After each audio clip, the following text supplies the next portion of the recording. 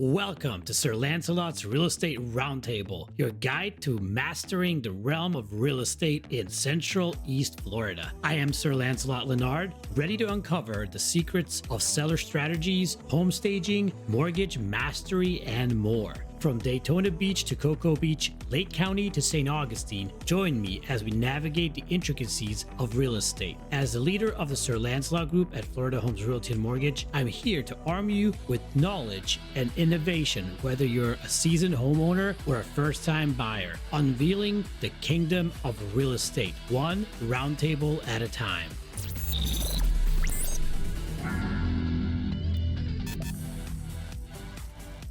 What if the smartest investment you ever made was in something you couldn't build on, couldn't live in, and couldn't rent out yet? Today on the Real Estate Roundtable, we're pulling back the curtain on one of real estate's best kept wealth building secrets, land banking. My guest today, Brad Warren, is a land banking consultant based in the San Francisco Bay Area who helps investors build generational wealth by buying prime land in the path of growth, specifically around Los Angeles. Brad's got over 40 years of experience as a business coach, international speaker, and author of Just Sold. He's taught thousands of people worldwide, and now he's showing investors how to potentially triple or even 7 times their money over a 7 to 10 year with a strategy that's low risk, high reward if you know what you're doing. Brad, welcome to the show. Thank you. It's great to be here. Brad, before we dive into the details, let's start at the beginning. You've had this incredible career in coaching and speaking, but then you pivoted into land banking. What was the aha moment that made you say, this is where I want to focus my time and energy? I do a quarterly net worth statement for my wife and I. I've been doing it since 1989 when we first met and got engaged. And on December 31st, 2011, I remember like it was yesterday, I looked at the numbers and I had an epiphany, an aha moment. I realized my wife could retire by herself. Together, we could retire using her money. She had a 401k. But if I was a single person at that point, and at that point in my life, I was 60 years old, retirement was starting to look like it was coming up, I could not do it. I didn't have enough money. So I called my land banker friend, Marcella Silva. I was in a networking group with her. She came over in January of 2012, did her presentation at the kitchen table on her laptop. My wife was there. My wife, at the end of the presentation, got up and said, no, thank you. 7 to 10 years. I don't think I can wait that long. I like my 401k. She walked out. I said to Marcella, buying land and building generational wealth sounds great to me. Get me a piece of property. And 2 months later, I had my first property. A year later, I got another. A year later, I got a third. We now own 12. And in 2018, I actually left my career as a business coach and seminar leader and trainer, got my real estate license, and now I sell the dirt. That's fascinating shift, by the way. And I know for some listeners, land banking might be a brand new term. Let's break it down so everyone can follow along what we're talking about. The simplest explanation is I sell vacant land to patient investors. And here's the most important sentence: strategically placed in the path of growth. If it's not in the path of growth, it will always remain vacant land. And my investors hold, and we're very conservative. We say 7 to 10 years. So this is not for the faint of heart. This is not for the get rich quick people. This is not for cash flow. This is buy and hold, set it and forget it real estate investing. Excuse me. And then the exit strategy is to sell that land to a developer who needs it to build a big project, 1,000-acre solar farm, a shopping center, a football stadium, 500 homes, some big project. Your land is in the middle of that project. And even if you only own an acre or 2 acres, you can stop the whole project from going forward because they can't leave an empty space in the middle of the project. That is true. That is true. So that's powerful. And explain it to me a little bit. Land banking, and why is it such a powerful wealth building tool? I understand the concept of hopefully someone will build something over this dirt. But why else? What else is there anything else in it that you are leaving out for me? No, it's really very simple. We tell people invest in land because they're not making any more of it. And as long as it's in the path of growth, eventually, and again, I said we're very conservative, 7 to 10 years on average. We've had people exit sooner and we've had people exit later. But over time, as the land disappears, different projects come in, things get built. When there's less and less land, guess what? The price goes up. Simple supply and demand. So this is really to diversify your portfolio. Most of my clients use retirement funds because they know it's going to sit there for a while. So they just park it in a place where they don't have to worry. And they just wait. And so we make it we call it lazy person's investing. You really don't have to do anything except once a year, pay your property taxes. And on undeveloped land, they start out very low. Oh, And yeah. in California, we have Proposition 13 from 1976. I think it was passed in 78, but it was retroactive to 76. And it caps the annual increase at no more than 2%. So you start really low and it goes up very little every year. So your carrying costs are almost negligible, we could say. And so it makes it very simple and easy for people to invest, and they just don't think about it until they get the call from the developer. And that's where we would come back in, and we can talk about that a little later, as far as what we help our clients do to maximize their return. Got you. Got you. So now that we know what land banking is, let's talk about what makes a piece of land worth holding on to. When you're evaluating opportunities, what are the key factors that make you say, yes, this is a bankable land? Great question. We actually have something called a 16-point comprehensive analysis checklist.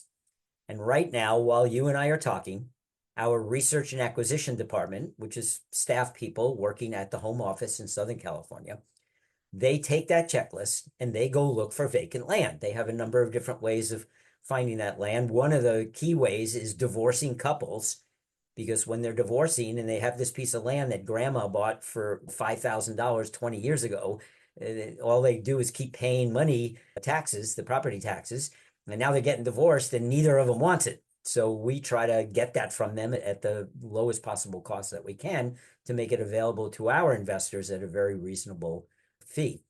So they use that checklist, and because of that checklist, we only buy, and I say we, meaning our company, actually buys the land first. It's not like we're the middle person representing the person that owns the land. We buy the land first. We have it. It's ours. We can do whatever we want with it, but we sell it to investors.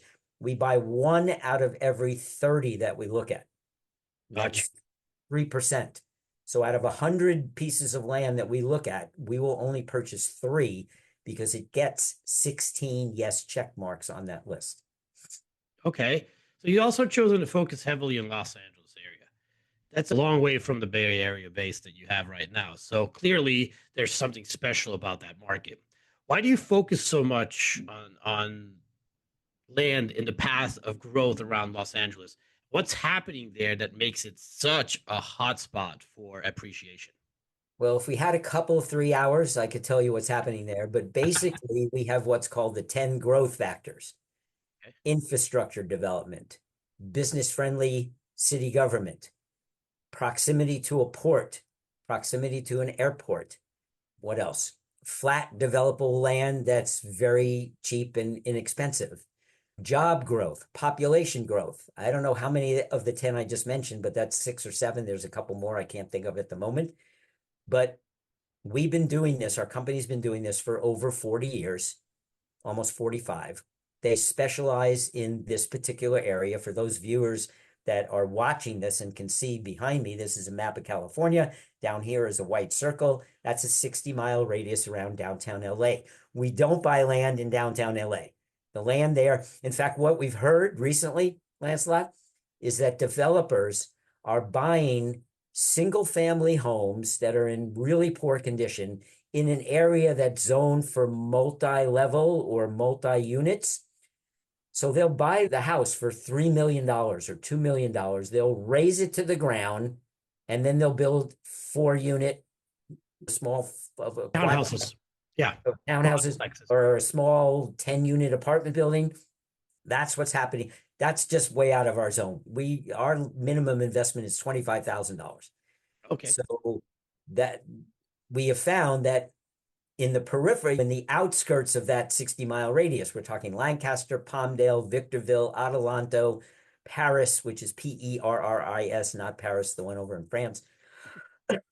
We've been outside that 60-mile radius. A couple of my investors have invested down near Palm Springs and Desert Hot Springs. So there's a few going on down there. And to the north, we're actually now moving out of the 60-mile radius because the land within that 60-mile radius is now becoming a little more expensive and harder to find. So we're having to go a little further, mostly for solar. We're moving up a little to the north and the northeast to find the land that meets our criteria. Still has to meet the criteria, still has to be in the path of growth. But in order to get it at the price we want to make it affordable to our investors, we're now expanding a little outside the 60 miles. Got you. So let's put ourselves in the shoes of a brand new investor. Someone hears this interview, they reach out to you, they decide to invest. What happens from the first conversation all the way to the day they cash out? Wow. Okay. So first they have to meet me and we do it over Zoom. I want to see them. I want them to see me. I stalk them. I go to LinkedIn. I go to Facebook. I read their posts. I want to know, who is this person? Are they somebody I want to work with? I could be in business with them for a decade. Are they a jerk? Are they somebody that I just don't like? Do they have a mindset that is patient? Because I don't want them calling me every 6 months. How's my land doing? How's my land doing? Oh, it rained in Lancaster last night, which is unusual. And your land is wet and it's good. The sun's out now and tomorrow your land will be dry. That's how your land's doing. Don't bother me for another 5 years. Click, hang up. Sorry, I'm laughing because it's funny, but I can picture, yes, I know those people. I worked with people like that, investors that are definitely not hands off. They're like so hands on everything. I'm like, nothing's happening. Like nothing happens overnight. That's the thing. Like you called me yesterday. This answer is the same today as it was yesterday. We're still in the same spot. And it's the same answer I gave you last week, last month, last year. Yeah. Just wait.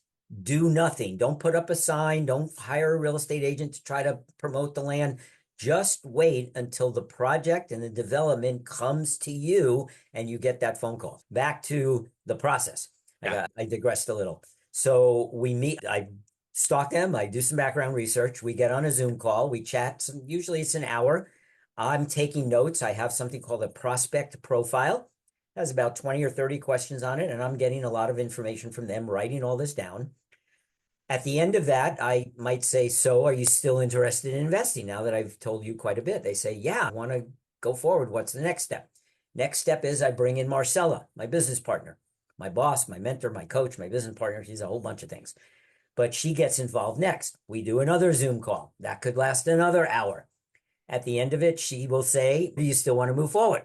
They say, yes, absolutely. I trust both of you. I understand the process. I'm patient. And she'll say, what's your price range? They give us a range because it's not like buying a house. We don't put them in a car, drive them around Lancaster, Palmdale, and show them a bunch of properties and they get to pick. We find a parcel in their price range. Marcella puts together what's called a property profile.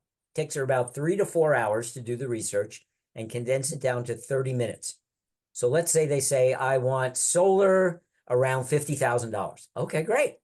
She does her research, prepares this 30-minute video. We send it to the client. They watch it. They get back and they say, okay, I want that one. Let's go. And at that point, it's a 2-page contract. We fill it out, 3% deposit, 21-day close, and the process starts. And in 21 days or less, they now have a fee simple deed. They own the land. It's theirs. They can go down there and dig holes. They can put the dirt into a little bag. That's what I did when I got my first few properties and I went down to a company meeting. They have an annual meeting for investors. I actually toured with Marcella in a car and we went to all 3 of my properties at that point. And I picked up a scoop of dirt from each one, put them in a plastic bag and labeled it so that I had, because we say dirt is gold, I had my little bag of gold here at home. I didn't do it for the other properties, but those first 3 I did. So that kind of in a nutshell is the entire process from somebody hearing me on this podcast, seeing me or hearing me on this podcast, getting a hold of me all the way through to, oh, and then I've left out one part. When they get the call from the developer, they don't respond. They basically say, I'll call you back or I'll email you back. They contact me. I go to Marcella. She then goes to the CEO of the company. He gets involved in every negotiation. We call it free negotiation coaching. And he will look at the property. He'll see if there's other of our investors nearby. He'll look to see if he can find out any information about this particular company. And then he gives Marcella, who gives me, who I then give to the investor, a series of questions to ask the developer. Let's say it's a solar person. So my investor now calls him back and says, hi, what's the name of your company? Oh, it's ABC Land Development Company, or ABC Power Company, or Duke Energy, or Southern California Edison. Okay, and why do you want my land? We're building a solar farm in the area. Really? When are you breaking ground? When is it going online? How many megawatts is it? What's the size of the property? How much does each acre of land produce in income for you once it's up and fully running? Blah, blah, blah. And so the person at the other end who, let's say my client paid $50,000 for 5 acres and they offered them $75,000. Usually they don't even go that high. They'll go like 60, but let's say they go to 75. Excuse me. Many people might say, I paid 50. It's only been 2 years. Brad said it could be 7 to 10, and I make 25, I made 50% in 2 years. I'll take it. No, don't you dare. So now, after you've asked them all these questions, they realize, this person's not going to take the 75. So they say, Miss Jones, you've asked a lot of really great questions. You're right, 75,000 may not be the proper amount. Let me get back to you. And then they hang up the phone. 2 days later, Miss Jones gets a call back and they say, we'd like to offer you 100,000. So now you're 2x. We go through the whole process. Miss Jones calls me, to Marcella, to the CEO, to Marcella, to me, back to her. And this goes on for sometimes 6 months or a year to negotiate. And let's say they finally offer her 200,000. So what are we at? That's 50 to 200, 4x. At this point, because I'm not allowed to give financial advice, Lancelot, you know that as a real estate agent, you could lose your real estate license if you give financial information. So I can't say, yes, buy it, yes, sell it, yes. I would say something like, Miss Jones, based on what we know about what's selling in that area that's the same size as your property, that's a very reasonable offer. Now, yeah. I didn't say yes, sell. I didn't say no, don't sell. I said, or that's fair market value based on our research, because we know maybe another one of our clients just sold for 205 or 195 or 210. So she's right in the ballpark. It's her choice to decide whether to sell or not. It's her land. She's going to be involved in writing up the contract. Sometimes we even look at the contract. When they send her a contract, obviously it's written to favor the energy company. So we'll take a look at it. And we'll give her some coaching on cross this line out, add this paragraph here. What happens if this happens? Oh, they want to wait 3 years to pay you in full? No, you want to get like a bunch now and maybe more later. So that's the free negotiation coaching. So I think that pretty much covers it from cradle to grave. And then the sale happens. They're happy to invest their money with you again. Yeah, that hopefully people say, why do you do this free? All this you're giving your CEO, his time must be very expensive. If I hired him per hour, I say, yeah, you couldn't even afford him per hour.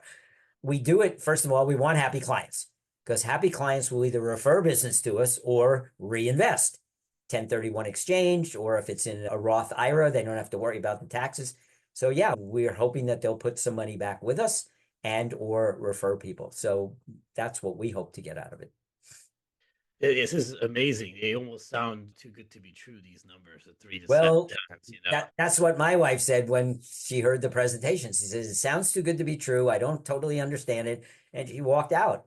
She didn't get involved for 3 years before she finally started.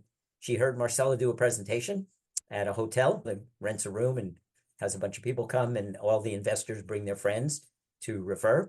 And the whole way in the car, Lancelot, my wife is saying, now, I just want to learn more. I'm not going to buy. Way in the car. I'm not going to buy, like going to a timeshare presentation. That's exactly what I was going to say, because me and my wife do this all the time, and then we get suckered in. Yeah. So guess what? She bought two properties. She had her checkbook with her, which I did not know, and she bought two properties in the hotel room out of the four that were presented. Wow. Yeah. Look, 20, if you've been in business for long enough and you have somewhat of wealth build up, age 40, 50, you probably have some money put aside. Most people should. Writing a check for 25 or $50,000, it's okay. It's kind of like a retirement investment. It's better than sometimes these returns, like 3 times, 7 times return, 7 to 10 years. It's better than a Roth IRA. Roth IRA, even with compounding 10% per year, is not going to reach that like 7 times. No, 3 times maybe, but 7 times. With the rule of 72, Yeah. which is you divide 72 by the interest rate, that's the time it takes your money to just to double. So at 10%, it's going to take 7 years to double. With us, we're saying we expect it to be at least triple. Now, again, I can't guarantee those numbers, but based on past experience over 45 years, that's what we see. So what's really driving that kind of appreciation over time? Sorry, a little bit of a sore throat. We just got back. The company just took its annual trip for the top producers, and we got back a couple of days ago, and I've still got a little sore throat. We were in Scotland for 10 days. Okay, your last question was what's really driving that kind of appreciation over time? So those 10 growth factors. Those 10 growth factors. Okay. So if you look at the population growth in Lancaster and Palmdale, it's currently around 430,000 between the two cities. By 2030, both mayors have independently of one another have stated they expect the population in that whole area, not just the two cities, but within a 5-mile radius, to be at 1 million. Now, whether or not it gets there, I don't know. But this is two mayors of the city saying, based on their projections of population growth, they expect that many people to be there. Here's another thing. Walmart builds one store per 200,000 residents. That's their goal. For every 200,000 people, we build a Walmart. There's 5 Walmarts in Lancaster and Palmdale. Now, 5 times 200,000. Oh, that equals 1 million. Gee. So it's not just the mayors. Walmart has also predicted or is expecting or hoping that there will be that many people in a few more years as well. So we look at that stuff. We attend city council meetings. We follow the general plan when it gets revised. We'll read all the stories in the newspaper. We stay on top of all this because you got to follow the money. And we see where the money's going. And right now it's pouring into this area. There's a lot of development, and knock on wood, it continues. What happens when you run out of land in that area? Did you guys already identify a second opportunity, a third opportunity? Are you guys branching out to different states? Is this doable in Florida? Because myself, we talked a little bit before the podcast started. I told you my dream is to become a developer. I would like to get an early handle on something what you guys do to become an even better developer, to be able to find these kind of lands for myself even. So, well, hire a research and acquisition department, give me a 16-point comprehensive analysis. But you asked a bunch of questions there. We've even asked the CEO, where are we going after the land runs out? Because eventually it will. Probably not for a while, though it is disappearing even faster than he predicted. We'll keep doing that, then keep selling as much of the land as we can. The price will obviously go up a little higher. We'll keep servicing our current clients, but he has no desire whatsoever to go to any other state, any other area of California. Can you find other places where this is happening? Texas, there's some. They don't have all 10 growth factors, but they have quite a number of them. People have said, what about Arizona and Nevada? Let's look at Nevada. Flat land, cheap, in the sun. Yes, great.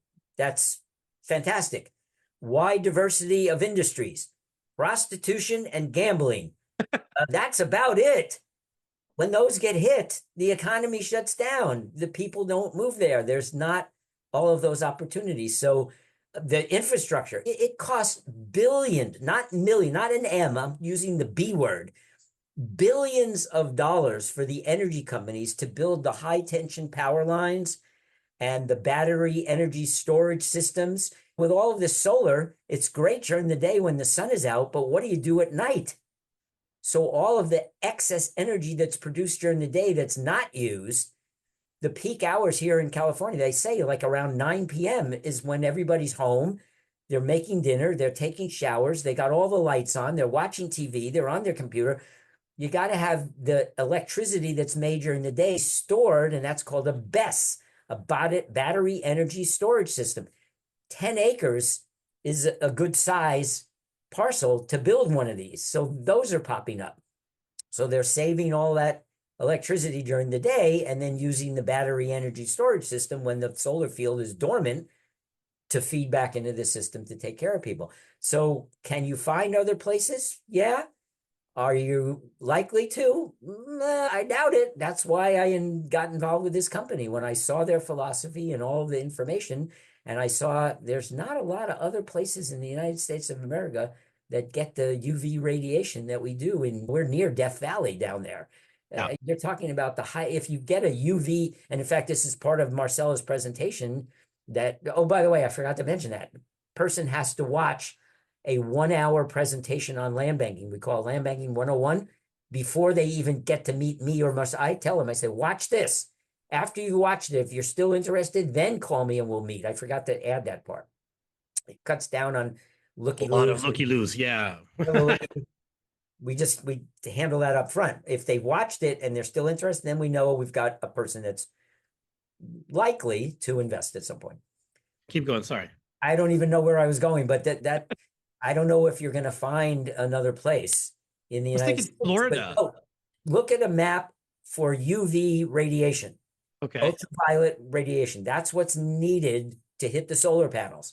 So it means you can't have a lot of cloud cover, you can't have a lot of rain, you can't have all that going on. And Florida gets a lot of sun, but if you look at a map of the United States, you look for the dark brown, it's all right here. Yeah. Yeah, but And Death 60-mile Valley, radius. California, a little part of Arizona, down into LA. It doesn't go much further down south, but that's where we're buying the land for the solar projects and giving it to, selling it to, not giving it, we're selling it to our investors. And then they wait for the energy company who needs the land. I love how these people, by the way, is talking about solar a little bit. I'm a big believer in renewable energy, but I think they should put them on top of our parking lots for some reason in parking areas. Look at the big shopping center like Walmart. Okay, they have this immense amount of space right around it. It's all asphalt, it's no vegetation, it's collecting the heat, not good. Why don't we put solar panels on top of it? Now we have shaded parking for our customers, and right. we got power generation come in that could power the store and more. That's Well, where I would put my solar panels if I was a solar guy. funny you should mention that. Lancaster, Yep. one of the cities where we invest, is the first net zero energy city in the country, Okay. which means they produce more electricity from the solar panels that they have. Every roof on every home, every building. Remember I said business-friendly city government was one of those 10 growth factors? Well, Lancaster has been requiring solar panels on all new development for decades, for years. So and the solar farms, Lancaster has its own solar farm. So between the solar farm, all the new development, all the solar panels, they as a city produce more electricity than they consume. So, how about this argument? Just want to add it in there. Yeah. What if we produce enough zero net energy called or energy that we don't need power plants, et cetera, et cetera? But who's going to pay for the power lines and all these other things that we need to run other properties, let's say? If we do that, if we go super green, like this happened in California, you're from California, with the gas thing, like everything's electric cars, blah, blah, blah. Gas tax went down. We can't fix our roads now because we don't know how to tax this electric car thing. So now the people that buy electric cars, I think something like that came out that they have to pay extra tax or something per month, or I don't know exactly how that worked because I don't live in California. But tell me a little bit about that. How Yeah, does that work? I really don't know anything about taxes. I'm not qualified to say anything about it. I do know that Governor Newsom signed a bill that prohibits the sale of new cars that are gas powered starting in 2035. Now, there's been some pushback by the current federal administration. Again, I don't want to get into the politics Yeah, of it yeah. all, but right now they are building charging stations up and down California by the thousands, not the hundreds, the thousands. They're going up everywhere. Gas stations are starting to convert. We're seeing it all along Highway 5 from San Diego all the way to Canada. Can you stop? I don't think you can stop it. No, So I'm not saying about stopping it. I'm just thinking about the infrastructure built out to maintain normal houses that don't have solar yet, or even businesses and factories and all that stuff. How are we going to maintain that infrastructure without paying exuberant it's the amount? it's the energy companies. Yeah, San Diego Power and Gas, Southern California Edison, and Pacific Gas and Electric are the three main big utilities in California. They're building the infrastructure. They're the ones that spend, I believe PG&E, I think the number I heard was $7 billion to build new high tension power lines because of all the solar fields that are coming online. They've got to have a place to take the electricity to send it up here. I may be right now here, I'm 400 miles from LA, but the energy I'm using to turn on my lamps and my speaker and my Zoom could be energy that's created down there in Southern California at one of these solar. So it's the big energy guys that are building the infrastructure. So that I know. again, that's one of the things holding back some of these other states. They don't have deep pockets to put billions of dollars into this infrastructure, which is why there's so much solar development going on here and not in too many other places, though it is starting to pick up. I get you. I get you. That wasn't really the question. Was is the how do they afford to do that if they're not going to use energy from other sources? So they're selling that solar farm energy to the regular people that don't have solar on their houses. That's what you're saying, and that's how it's gonna. It's Electricity, just I'm trying to wrap my head around this. This is I know it's off topic a little bit, and it's not nothing to do with electricity. land banking. I know. No, when it comes to electricity is electricity, Yeah, whether it's produced by hydrogen, solar, wind, geothermal, nuclear, it's all electricity. yes, Once it's in the system, it can go wherever it needs to go, wherever the demand is.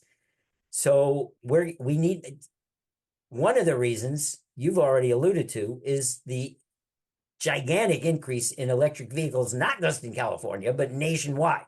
yeah. So we got all these cars that now need electricity to repower themselves overnight. That is dwarfed by artificial intelligence. Oh yeah, that's gonna take up massive energy. Yeah, and even Artificial, they're gonna have massive, little mini nuclear plants. I think that's what's gonna happen. Not massive. mini, but yeah, It's incomprehensible to me that these servers, these giant buildings that Amazon is building and Meta and Google and NVIDIA's chips and all that, to cool them down requires massive amounts of electricity. correct. So some of them, some of these, I've even heard they're now building their own solar plants to power their buildings so they don't have to rely on the energy in the grid.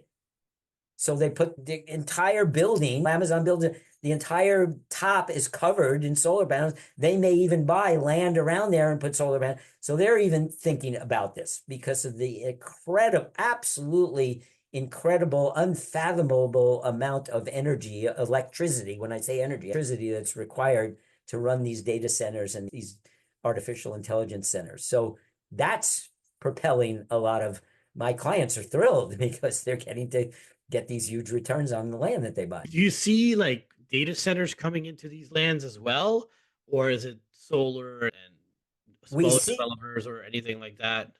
not the data centers yet. What we see are the fulfillment centers like Amazon, Michaels, Skechers.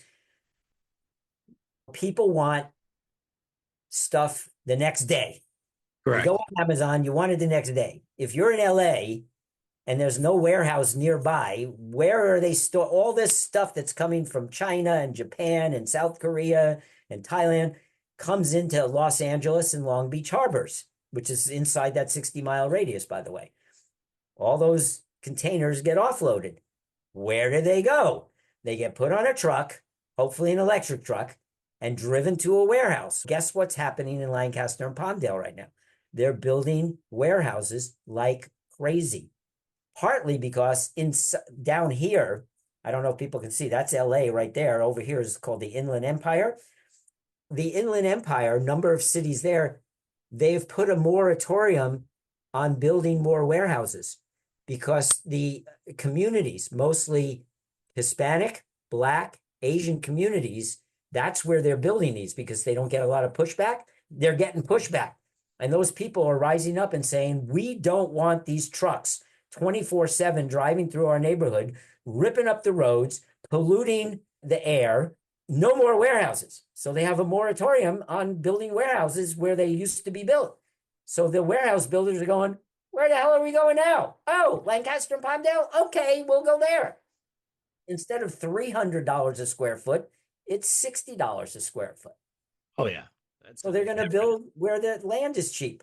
It's within 60 miles of downtown LA. It can still get there overnight. So we're seeing a lot more warehouses. Haven't seen any data centers yet. Let's do the next chapter here. Lessons and red flags. Of course, no investment is without its risks. What are the top red flags you warn investors about so they can avoid costly mistakes? It has to be what we call patient money. If you're going to need that 25, 50, 100,000, whatever amount it is, if you're going to need that in the next 7 to 10 years, so that means you got to look ahead. Are you healthy? Have you got kids that are going to college? And if they're going to an expensive college, do you already have your college fund, your 529 plan set up? If not, then I might even turn you away and say, look, I had one guy, he was 74 or 75, and he was all gung-ho on Friday when I spoke to him. And overnight, when I talked to him on Saturday, he had backed down, and I said, good, because I was a little concerned too. 7 to 10 years for you is you're 84. Are you still going to be around, first of all? And can you afford to put this money aside and just leave it there? What if you need a hip operation? What if you have your wife says, I want to go on that around the world cruise that you always promised me, and we're getting old, let's go now. I have a couple of clients who have kids and they didn't anticipate the expense for college. And so they actually had to get out of their deal sooner. And that's a whole nother story. We don't like that to happen, but there's one possibility that we get another velour investor to take over, but we don't like doing that. So it's very rare. So we grill them a lot up front to make sure that they're patient and that they're using patient money to invest. And so that's the biggest red flag is the impatience of the investor. They're their own worst enemy. So we got to be very clear up front. And I've turned away some people. I've actually told them this is not the right investment for you. Got you. And when those risks do come into play, things like zoning changes or market shifts, it's the safeguards and planning that make all the difference. What safeguards do you put in place for your clients to help protect them? It's all done up front, Lancelot. It's all that initial work by the research and acquisition department. They research the land so thoroughly to make sure that it's in the path of growth, that the growth isn't going to shift over to the east side of town. It's going to stay in the west and the north. In as far as Lancaster and Palmdale, it's mostly to the west and the north. We follow the zoning law. And again, remember I said business-friendly city government. So Lancaster actually did something very nice to one of my properties. It was a mixed-use property. Bought it several years ago. It was zoned MU4, meaning mixed-use 4, meaning the height level of the building could be 4 stories. Guess what the city council of Lancaster did for me? They rezoned it to MU5. They added another floor to the building that can be built on my land. What do you think that did to the price of my land? It just 1x'd it. It just added whatever I paid. I paid $115,000 for that land.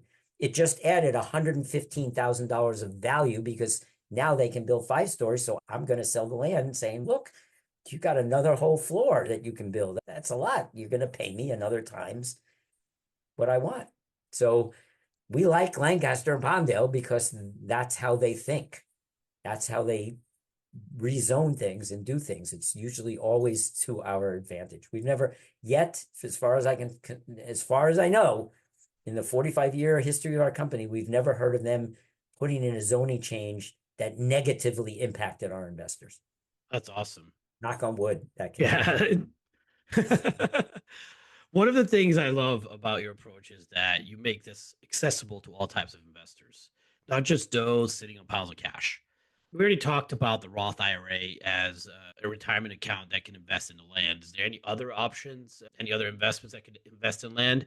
And what about partnering up with friends or family?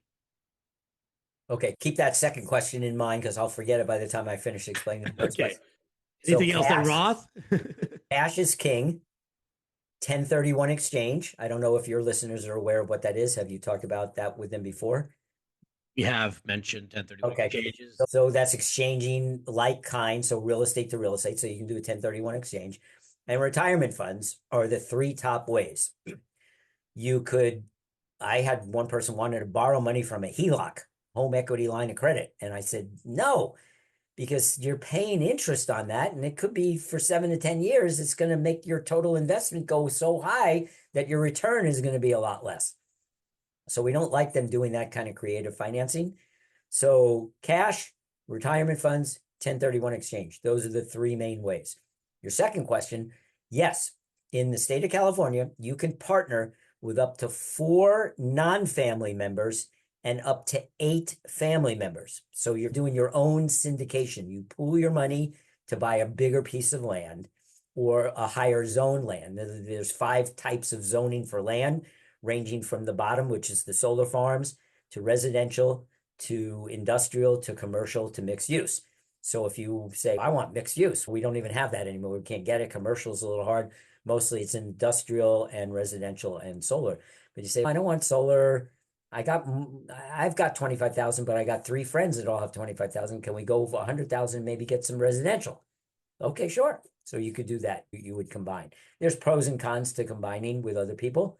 And we explain all that. And then you as an investor have to decide if you want to take those additional risks. Because obviously, if there's 4 of you involved, you all have to say yes to the sales price. If somebody is hurting for money and wants to sell sooner, they're going to jump at the first number. And the other 3 are going to say, no, we're not going to do that. So you got to be a little careful if you're doing it with others. And family, that's another whole story. I don't even want to go there. And here's something I think will perk up the ears of a lot of listeners. You also have a 2% referral program. Why did you decide to offer that, and who would make an ideal referral partner for you? Yeah.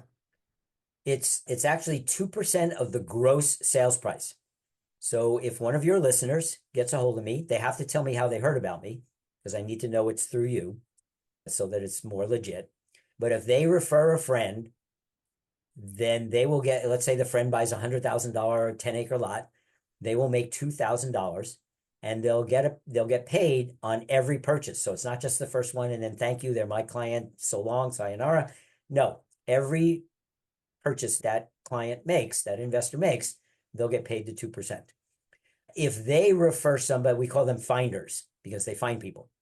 If they refer somebody to me, so let's say one of your listeners can invest themselves, doesn't really know anybody, but they have a mortgage consultant and they say, my mortgage consultant that I work with, she knows a whole bunch of people that have a lot of money. So can I refer her to you? I say, yeah. If the mortgage consultant becomes a finder, I pay the mortgage consultant 2%, but I'll pay the friend that referred them 1%. So that's really passive income. They're going to make money on people they don't even know. I only go 2 levels. And then you said, why do I do that? I don't spend any money on advertising. When COVID hit, I had to stop going to live meetings. So everything became Zoom networking, Zoom, this and that. And so because my costs are lower for acquiring clients, it's all by referral. I will use the money to pay people to send to me rather than advertising, trying LinkedIn, Facebook ads, all that. That has not worked. Podcasts have been somewhat successful. So that's why I like to keep doing podcasts because I'm meeting people all over the world. I have investors in other countries now because of podcasts and because of Zoom. So I think I answered that question. You did. And then you mentioned you have investors all around the world, which means that people from other countries can invest in these things as well, as long as they bring their cash. How Yes, does and this work? with Not every certain, country. I know not every country because we have some countries on the blacklist, but yes, most countries, let's say European countries, are obviously a yes. I think most African countries, Mexico, South American countries, yeah, yep, Central yes, American like you countries. said, There's some there's, Asian countries that are excluded. yes. And for, I don't know if it's political reasons, if I'm allowed to say that, but in the structure of certain countries like Cuba, North Korea, Yemen, places like that, where there's trafficking of women and things like that. I won't mention particular countries, but we're very careful about which countries we allow to invest with us because of money laundering problems. We don't want to get in trouble with Uncle Sam, no matter who's in office. So we're very particular about people from foreign countries. Mexico is great. China, I've had Panama, a couple of people from Panama, one from Germany. So yes, within certain boundaries, we can do people from other countries. That's cool. In Florida, Chinese cannot buy land basically or anything whatsoever at this moment. We have a law in place. I think DeSantis put it in that within X amount of miles from any like utility or anything like that has to do with infrastructure, and every cell phone tower counts as one, by the way. So we have the middle of Lake Okeechobee where the Chinese people could buy property in Florida at the moment. So that hasn't lifted. And of course, there's other people on that list, North Korea and etc. I think I don't even know if Cubans are included in that. I don't think so. But some of the like foreign players that are not playing nice with us. Right. You know, Exactly. And good to and hear again, that California still allows that in some way, because not every person's bad. Not every person's on the dime of the government or that right. they're or the country that they're living in. They can't choose where they're born. That's Right. what I'm trying We, to say. we, we just have to be very careful. Yeah, We don't want to open up ourselves to lawsuits and of course. up and downs. But generally speaking, we talk that through with people and find out that's what that whole process is. They got to watch it first. They got to meet me first, then they got to meet Marcella. And Well, you have they a all, good system in that. Like you have several steps before they can even say, "Okay, I'm ready to buy a property with you." Like you have a really good vetting system with that multiple layers going.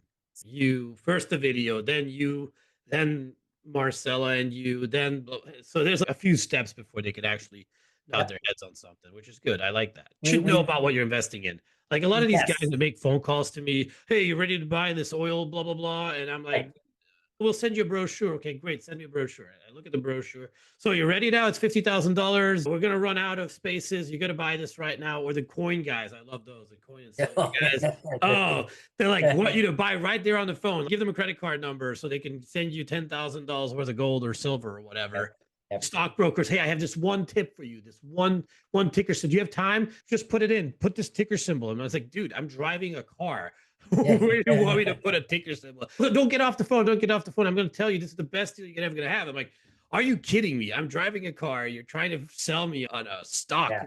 I'm like, come on. We firmly believe, and this is one of the reasons I left my 40-year career. I was very happy being a business coach, traveling around the world, training, getting paid for using my mouth and speaking. It was wonderful.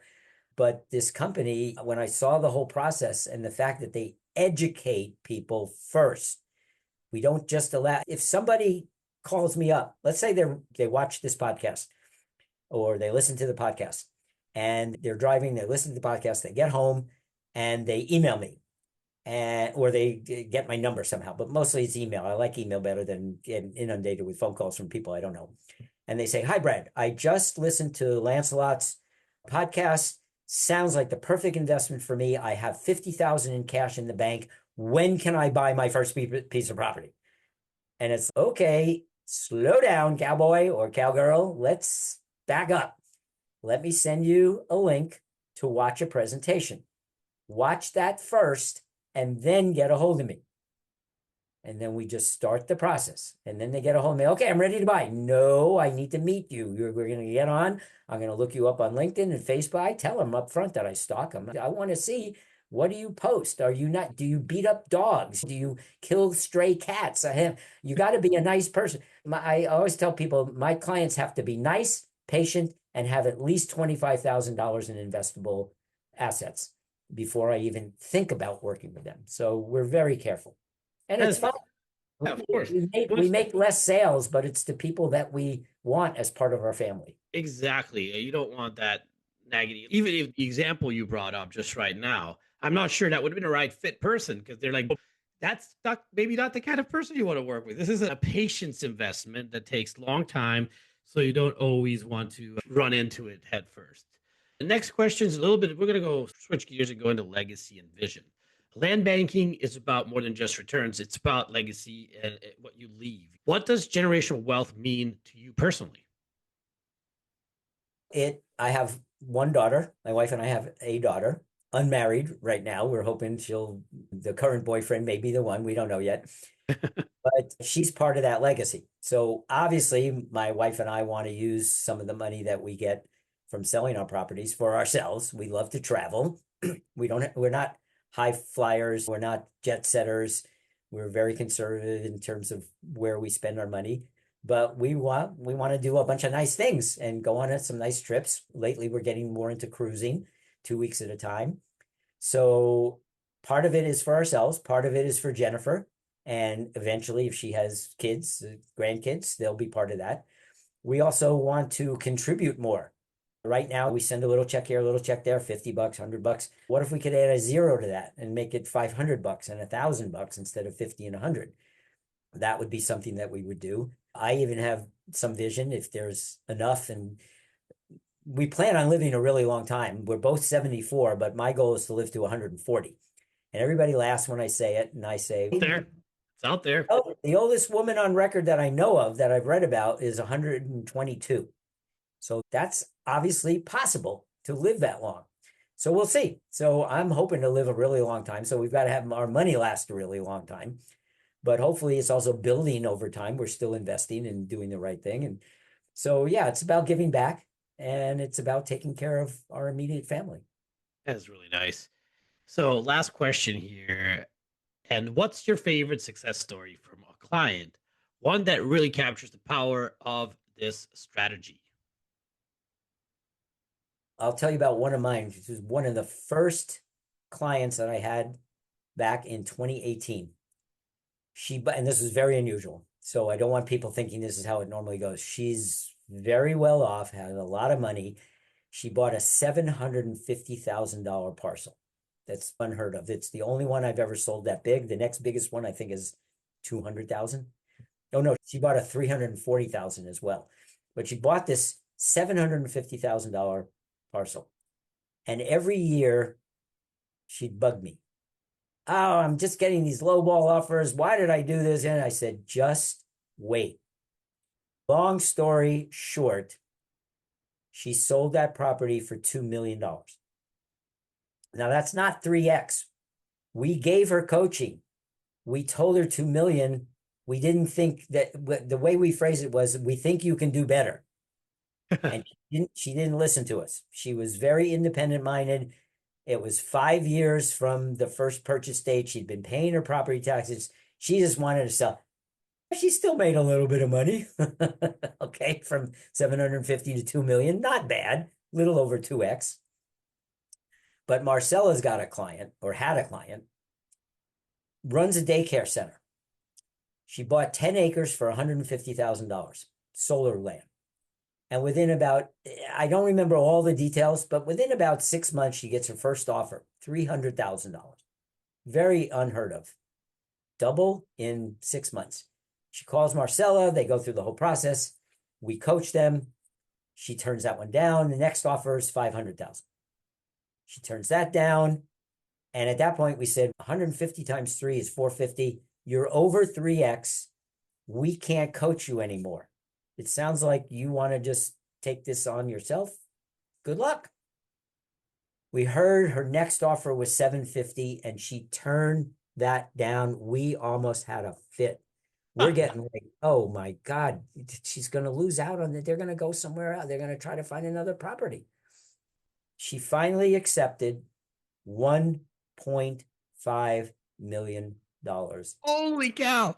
On her $150,000 purchase. That's a 10X. And 10X. So it's well outside of our normal range.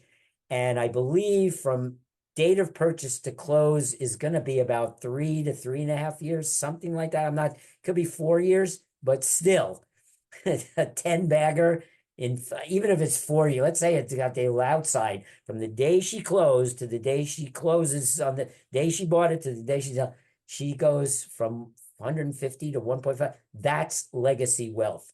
Her entire family, her kids, her grandkids, they're all taken care of if she invests that appropriately, not necessarily with us, but invested appropriately, they can cash flow off of that very well for decades. That's a good number to have. That's Yeah. like a good, I would say my number is 4 to 5 million is where I want to be, not just for retirement, but that's my number because if you look at, I do a lot of Tony Robbins, et cetera, and I tell my listeners all the time. But if you follow his kind of guideline, you have to come up with a number that's good for you every year after year once you retire. So you look at the 10% year after year gain in the S&P 500 at $4 million, that will be X amount of dollars. So that's the number you want to reach every year to live comfortably. You have to have that number that makes you live comfortably. And I think my number is like 4.5 million, somewhere around there. Here's the thing. Here's the thing, Lance. I'm not a How financial old? advisor. Sorry, I'm not going to add. It's really private, but what was her age? 30 to 40, 40 to Oh 50? no, she was in her 70s. Oh, she was in the 70s. Okay. She's So she's already setting up for the next people, basically, oh, next generation. she gave all that money to her granddaughter, Yeah. So not she to didn't have her. anything to worry about. That's why she was negotiating the way she was too. She's like, what's going to happen? I still have $150,000 lot. If they're not going to give me this much this time, maybe some second investor. You're talking about that one. I thought you meant Yeah. the $2 million one. No, this lady is probably in her 40, late 30s, early 40s, runs a daycare center. Wow. So that's a risky negotiation at that age. If I would be 70, I could care less if it happens if I don't get the number of what I want. But if Well, I'm 30 or 40, I'm like $750,000 is a good amount of money. I know it's not a lot in LA, but it's a lot of money anywhere else in this country, pretty yeah, much. she lives in California in the Bay Area, which is fairly expensive, Yeah. but she had a number in her head. She knew what she wanted. She held out, and they eventually gave her the 1.5 million. It's incredible. Now, the thing also to keep in mind is that sometimes people get a lease. They'll get a land lease for 30 years with sometimes a 5 year or even 10-year renewable contract at the end. They still own the land at the end of the lease. They've been getting cash flow. And when you do the calculator with the 3% escalation clause to keep up with inflation, you can turn a $50,000, $100,000 piece of property into 3 million over time if you just want cash flow and not the equity build. So some people are getting these offers for the 25-year to 30-year leases, and we help them negotiate that. One of my clients is actually in the process of doing that right now. It's also great for capital gains, trying to get out of that capital gains area. Again, it depends on your overall portfolio, your age, what you anticipate your health needs. We don't have long-term health insurance or healthcare in there. So we got to consider that some of our money may have to go for that. I just told my wife to kill me, but then she can't get the life insurance policy if she kills me. So we ain't going to do that. But you got to look at a whole bunch of things. You got to look at history. You got to look at traditionally what has happened over time. You got to look at AI. 5 years ago, nobody even said anything about it. And now it's on everybody's lips and everybody wants to invest in it. And what's the next thing after that? Who knows? Yeah, exactly. I always say this though, and I've interviewed several attorneys that help build trusts and good generational wealth kind of thing. These properties could be bought in a trust. If you buy it in a trust and you get a land lease on it and it generates money into the trust, that is, you could pass that down. So it's something like, okay, I have one on land lease, I have one that's gonna give me a big return, but you could have a portfolio of these deals with separate options in them, and it could yield you a really nice, pretty penny in the future, and it could be way better than a dividend paying stock. And you brought it up earlier, the Roth. So just in case people don't know, there's a traditional IRA and there's a Roth IRA.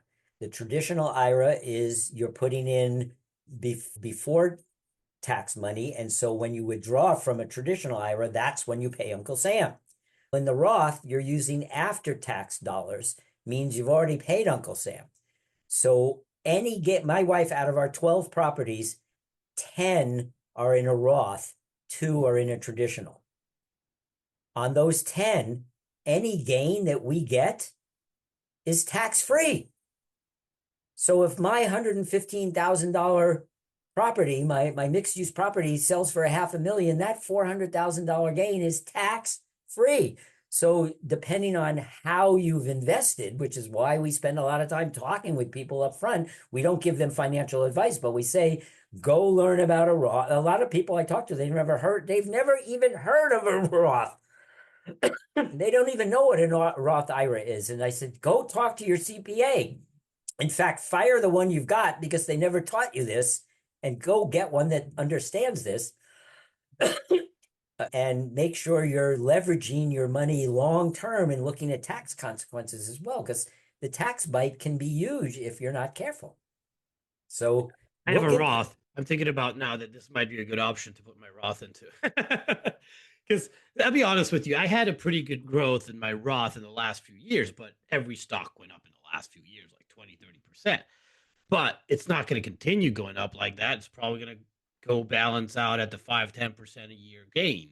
And if it's doing 5-10% a year, a land deal might be a better option if I could 3-4x my land, get it back into Roth, and then okay, so now I have 4x that Roth. Let's say if I have 25K in my Roth right now, okay, I put my 25K with you, we buy a piece of land, and that 25K land in 5 to 7 years, I get 4x on it. Okay, so that's 100K.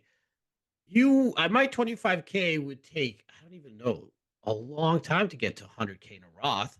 Like it would take at 10% just to double the 50,000. It would take 10 years.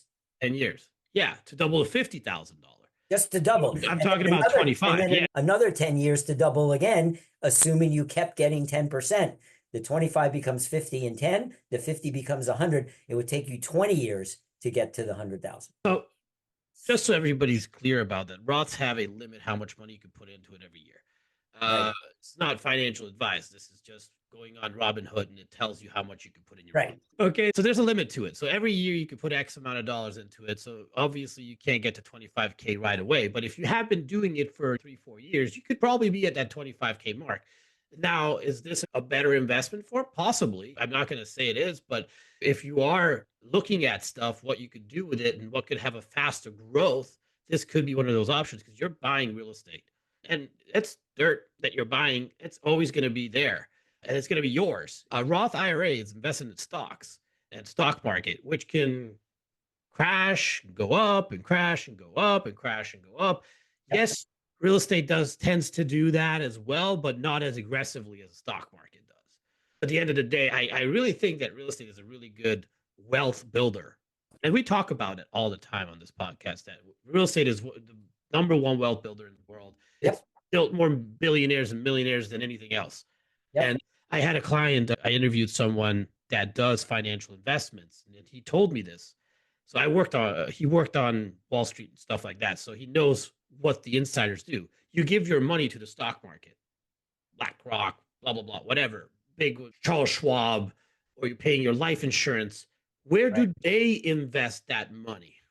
They go out and buy real estate with it. So at the end of the day, they're buying real estate with your money, and they're giving you the dangle of how much money you can make with their ETF investment or whatever they have going on. So this is a really good path for everybody listening to go towards. I think land banking, now that I know about it, I didn't know about this, guys. So now that I know about it, it's great. Brad, it's amazing. Thank you. Again, I love talking about dirt. I love educating people, and I love paying people for referrals. So if people want to get a hold of me, I believe it'll be in the show notes, but brad@bradwarren.com is my email. Even when I'm on vacation, I respond usually within 24 hours or less. brad@bradwarren.com. But let me know how you heard about me. You got to tell me that it came from this podcast. So land banking isn't just about buying dirt. It's about buying the future. Brad, thank you for breaking this down for us today. For our listeners, if you're ready to explore how this could work for you or someone who's looking for a smarter way to build long term wealth, reach out to Brad directly. You can find him on LinkedIn, Facebook, or by following the links in our show notes, as he mentioned.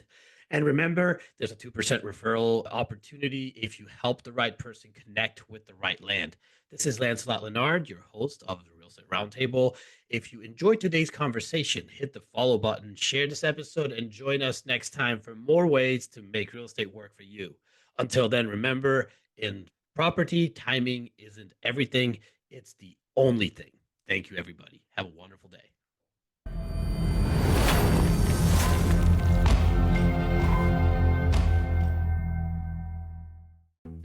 Thank you for joining us on Sir Lancelot's Real Estate Roundtable, where we've unveiled the mysteries of real estate together.